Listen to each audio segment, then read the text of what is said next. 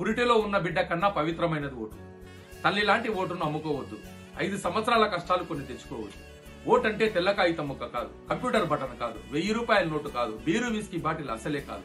మనం ఓటేస్తే ఎమ్మెల్యేలు అవుతున్నారు, ఎమ్మెల్యేలందరినీ కూడా కట్టుకొని ముఖ్యమంత్రులు అవుతున్నారు. మనం ఓటేస్తే ఎంపీలు అవుతున్నారు, ఎంపీలందరినీ కూడా కట్టుకొని ప్రధానమంత్రులు అవుతున్నారు. అంటే మన ఓటు విలువ ముఖ్యమంత్రితో సమానం, అంటే మన ఓటు విలువ ప్రధానమంత్రితో సమానం. అంత పవిత్రమైనటువంటి ఓటును మనం ఓటేసి ఓటు వేసే యంత్రాలుగా, పల్లకీలు మోసే బోయిలుగా, జిందాబాదులు కొట్టే కార్యకర్తలుగా, రాజకీయ బానిసలుగా చూస్తున్నారు.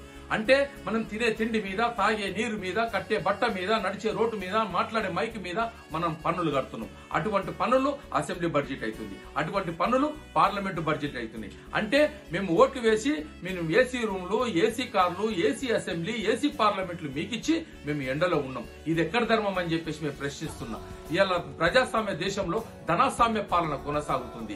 ఈ దేశాన్ని రక్షించే దగ్గర నుండి ఈ దేశ సంపద సృష్టించేంత వరకు మేము అట్టడున్నటువంటి బడుగు బలైన వర్గాలే. ఈ దేశాన్ని కాపాడేటటువంటి ఆర్మీని చూడండి, అట్టడున్నటువంటి బడుగు బలైన వర్గాలే అధికంగా ఉన్నారు.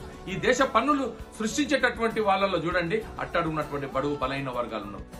ఈ ఓట్లు వేసినటువంటి ప్రజల్ని కూడా మనం ఎప్పుడైతే అభివృద్ధి చేయాలనుకుంటామో నిజమైన ప్రజాస్వామ్యాన్ని మనం కాపాడిన వాళ్ళ అవుతామని చెప్పేసి ప్రజాముఖంగా, పత్రిక ముఖంగా, ప్రజల ముఖంగా ఈ రాజకీయ నాయకులకు ఒక వార్నింగ్ ఇస్తూ ధన్యవాదాలు తెలుపుతూ ముఖ్యం.